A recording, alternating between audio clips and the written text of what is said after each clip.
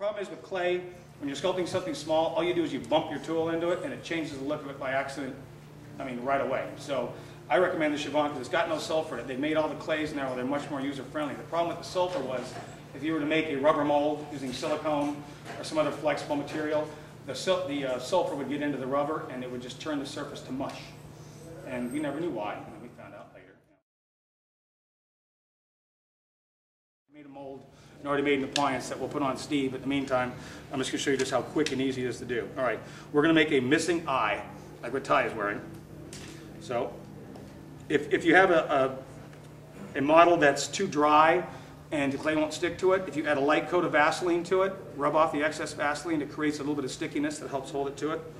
So I'm just going to do this real quick, show you guys just how quick and easy this can be. So take notes. You got any questions, write down stuff. I'll give you suppliers. I've got, let's say, along with the Dick Smith course and all the other companies that have developed since then, they made this really user-friendly.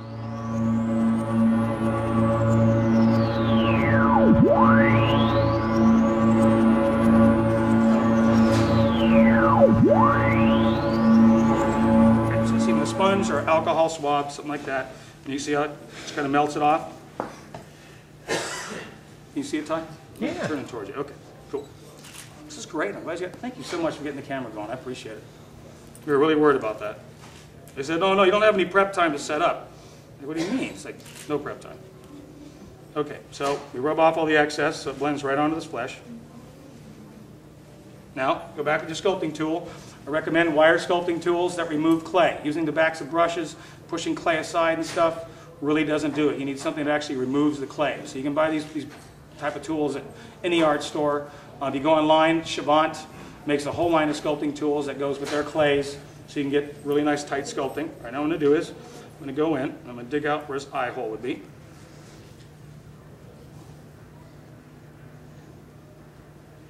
Just create like there was an eye there. Then let's dig down, let's bring it a big furrow all the way down the cheek. Like I say, I hope I'm not boring anybody with this, but this is stuff you guys can do at home in a heartbeat. You want to make some really cool appliances for this Halloween. You can sculpt foreheads, you can do fake noses this way. And I'm just doing something quick and easy so you guys can see how it actually works. So we dig out where his eye would be, and I go all the way down to the mannequin face underneath, because that's the bottom of your appliance. That's how deep you want it. Now you don't want to build up a big wad sticking out off the face, because of course if somebody dug your eye out, drug it down, you're not going to have this mass of flesh sticking out. It's going to be a removal of flesh. Okay, so digging a furrow out all the way down to the face. Okay, now we have some wrinkles in our eyelids, of course. You can see when you close your eye, you got those lines. So we're going to swell them up a little bit. So I'm just going to take the tool. Just real quick. Okay, put some lines in there. See that, Ty? Yes, I can. Okay, see the lines in the eye, real raw. Okay, we got real jagged edges here because I used a sculpting tool. Now, we go back with our alcohol and a brush. I'd use 91% alcohol, not the regular isopropyl, because it evaporates quicker. Now if you want to round your edges, soften out all those jagged parts, a paintbrush, and you can use different thicknesses of paintbrush, different bristles, different hardness. Sure.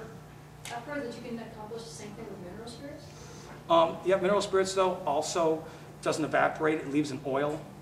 But you can get the same effect, but it'll still turn your clay mushy. Okay. Alcohol just evaporates and doesn't leave anything at all. And I've used mineral spirits. And you're right, you can if you're in a pinch, but if you got a Walgreens next door, I'd use the alcohol. I've never used anything but alcohol the entire time I've been doing this. And Dick Smith recommended that to me. And I like Dick, and he knows what he's talking about. Okay, so now we round out the wrinkles.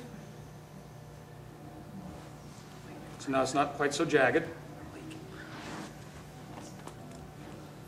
Okay, now skin texture. The worst, crappiest, stiff shop towel that you've got, terry cloth, that we just use. I use this towel all week and just, it's full of paint and stiff, but that's the best. It'll actually make a pore texture. It works real well. I got one eye. Is that okay? Yeah. Can we see it?